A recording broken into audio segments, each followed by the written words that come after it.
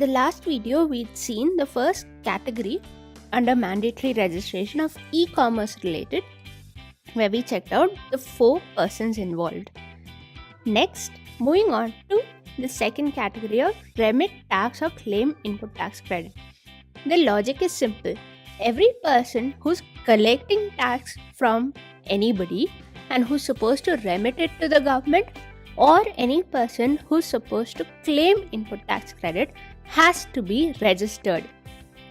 So this category is kind of very simple. The first point under this category is that the person is required to deduct tax.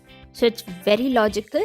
A person is deducting tax which is a liability of somebody else and is paying the tax to the government. So the government has to track that the person is actually collecting tax and paying it to the government, and on whose behalf is that person paying. So that person who's deducting tax has to be registered so that the government can track tax movement.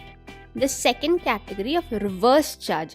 We've already seen what reverse charge is. In usual case, the seller of goods and services collects tax from the customer and remits it to the government, but under reverse charge, the customer, the purchaser, does not pay any tax to the wholesaler but directly remits it to the government.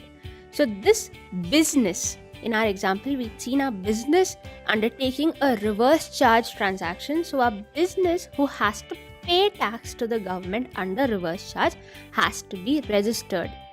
The third category is that of persons supplying on behalf of others.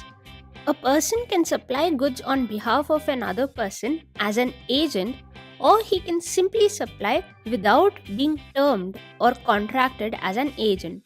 In either case, whether as an agent or non-agent, let's term any other person other than agent as non-agent, either case, this person has to be registered. The last category under remit tax or claim ITC is that of an input service distributor.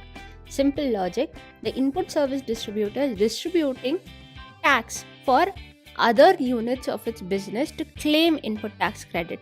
Such a distributor needs to be tracked and monitored by the government and definitely has to be registered. So those were the 4 subcategories under remit tax and claim ITC.